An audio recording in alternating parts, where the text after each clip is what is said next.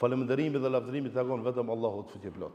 Atë e falënderojmë dhe vetëm nga i falë dhe ndihmë kërkojmë.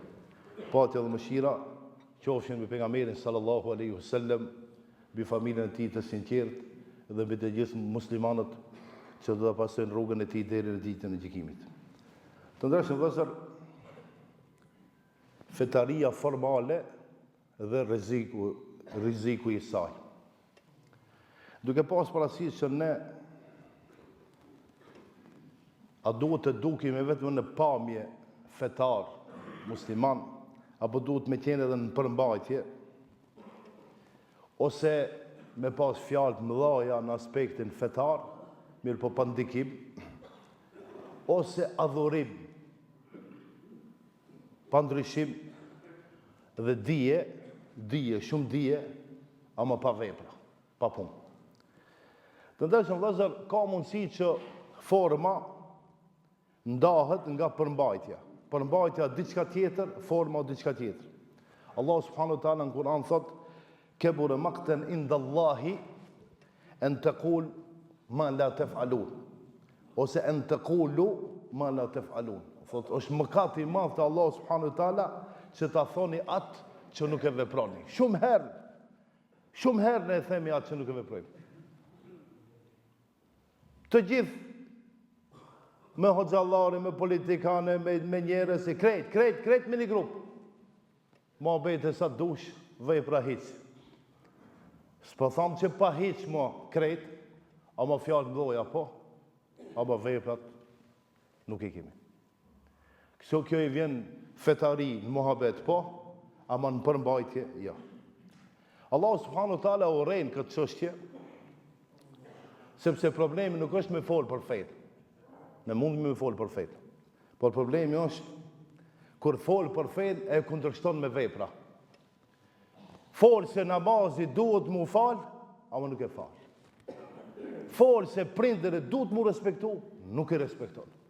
Folë se populli jonë nuk mundet mu ngrit pa dituri, nuk mësoj, nuk studioj. Do të thonë, diçka tjetër është me folë, e diçka tjetër është me vepru. Të ndershëm vëllezër, hipokritët në krije me Abdullah ibn Ubay ibn Selulin e kundërshtuan Muhammedin sallallahu alaihi wasallam, mirë po ata nëse i shef në formë, kanë qenë më musliman se muslimant. Mirë po në përmbajtje, në zemër, në vepra, kanë qenë hipokrit, munafik. Ama formën, kur i kanë pa kështu, kanë thonë, ma të mirë si këta s'ka. Në momentin që është dash këta, me luftu dhe me ndihmu Muhamedit, këta e kanë tradhtu. Para mendoj, vetëm luftën e Uhudit 3000 ushtar janë tërheq. 3000 në krije me munafikin. Ama në formë kanë qenë shumë fetar.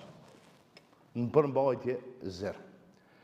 Allah subhanahu wa taala thot në Kur'an: "Wa idha ra'aytahum tu'jibuka ajsamuhum."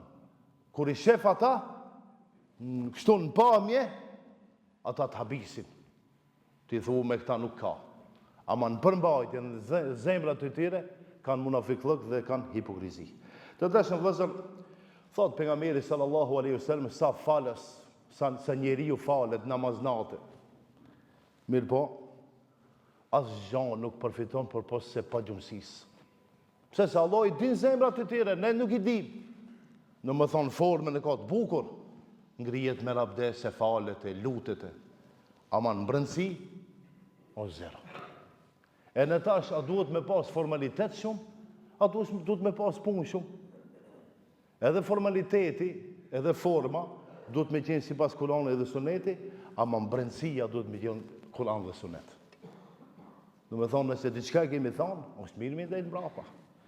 Nëse diçka duhet me thonë, duhet edhe pastaj me e vepru. Thot pejgamberi sallallahu alaihi wasallam, gjëja më së shumti që i frigohem edhe shumë kam frikë, është si e fatësia. Këto janë tema që shumë herë kemi përmend, i kemi shtjellu hoxhallarët edhe do të vinë tjerë deri në ditën e gjykimit, kjo çështje ka me ekzistu, sepse është smundje në vetvete. Hasan al-Basriu rahimullah thot, nuk është feja vetëm në pamje, por është ajo që vendoset në zemër e pastaj vendoset në vepra. Njerë fejnë tonë, ndërshëm vëllezër, ta vendosim zemrat tona, e pastaj në veprat tona, e pastaj në thënjet e tona. Feja nuk ka veç me e thonë në fillim, jo. Fejnë duhet me po në zemër, në vepra, e nëse të kërkohet me thonë diçka thuj. Po nëse nuk kërkohet, hiç s'ka nevojë as me thonë, as me fol.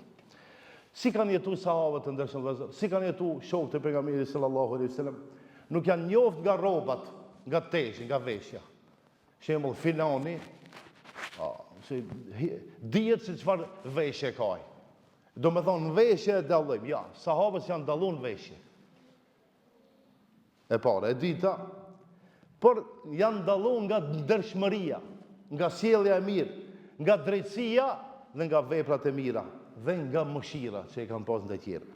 Prandaj njerëzit, sahabët i afruan në Islam, ndërsa si ndodhi kjo, jo nga forma, por nga ajo që quhet përmbajtje, vepër me zemër, e pastaj me fizik ose me trup. Të ndershëm vëllezër, nëse ka fetari formale, si ta shpëtojmë veten, si ta largojmë veten nga kjo fetari formale që vetëm në pamje është, e nuk ka zemër dhe në vepra, duhet me pas sinqeritetin në nivel, niyetin e mirë. Secila vepër kërkon nijet pastër. E dyta, lidhje të fortë me Kur'anin, me fjalën e Allahut subhanahu wa taala. E treta, duhet është mirë me kontrollu pak zemrën tonë, me kontrollu epshin tonë. Dhe e katërta, duhet me qenë një farë lloj barazie, përputhshmërie ndërmjet thënies dhe veprës.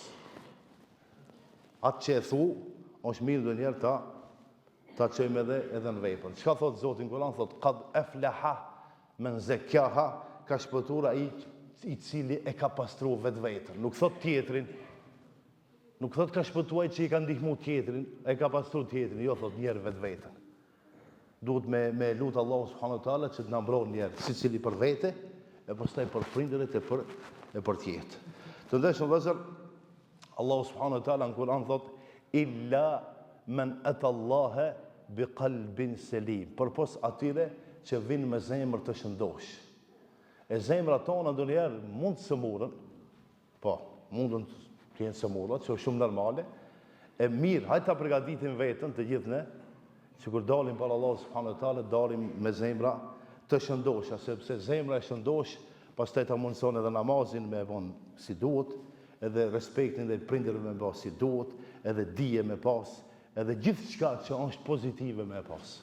Zemra e sëmur, njeriu e bën krye lart, e bën me pas që fatësi, e bën me shku ka hipokrizia e kështu me radhë. E lutë Allahu subhanahu wa taala të ndeshëm vëllezër që të na ruan nga fetaria formale, e të na bën mundshme që ose të na jep sinqeritet në zemrat tona, e pastaj që zemrat tona përputhen me veprat tona dhe me fjalët e tona. Inshallah Allah na uzon e të gjithë së bashku në xhenet na çan. Barakallahu lana wa lakum fi al-Qur'an al-azim wa nafa'ana wa iyyakum min adh-dhikr al-hakim wastaghfirullaha li wa lakum wa li sa'iril muslimin min kulli dhanb wastaghfiruhu innahu huwal ghafurur rahim.